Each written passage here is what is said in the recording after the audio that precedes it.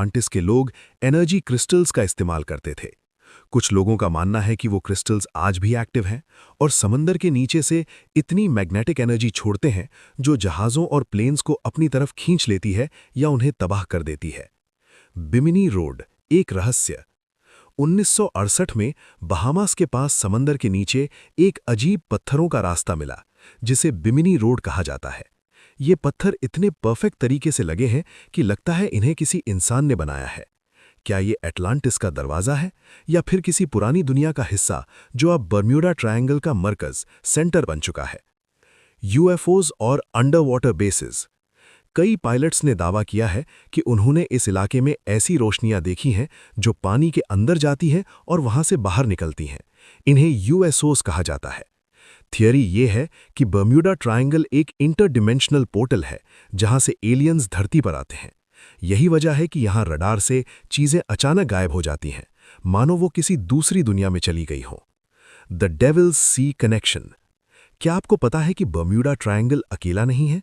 Japan के पास एक ऐसी ही जगह है जिसे द डेविल्स सी कहा जाता है। दोनों जगहें धरती के ठीक ऑपोजिट साइड्स पर है। इन्हें वाइल्ड वॉर्टिसेस कहा जाता है, धरती के वो हिस्से जहां मैग्नेटिक पावर सबसे ज्यादा अनस्टेबल होती है। क्या ये धरती के कोई प्रेशर पॉइंट्स हैं जहां से एनर्जी लीक होती है? Scientific explanations. सच क्या है? Methane gas bubbles. समुंदर के नीचे से निकलने वाली गैस कैसे जहाजों को डुबा सकती है? रोग वेव्स।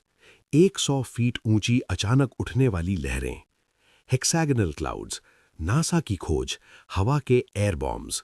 द गल्फ स्ट्रीम, एक बहता हुआ समुद्री दरिया जो मलबे को मिनटों में गायब कर देता है।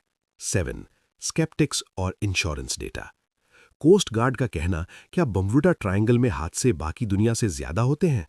Lloyd's of London, insurance companies इस एरिया को खतरनाक क्यों नहीं मानती? ह्यूमन एरर, गहरा समुंदर और मौसम की गलती। साइंटिफिक एक्सप्लेनेशंस, क्या ये सिर्फ विज्ञान है? मीथेन गैस, समुंदर का उबाल।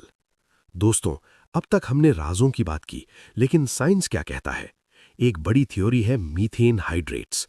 साइंटिस्ट्स ने देखा है कि बर्म्यूडा ट्रायंगल के समुद्री तल, ओशन फ्लोर पर मीथेन गैस के विशाल भंडार हैं।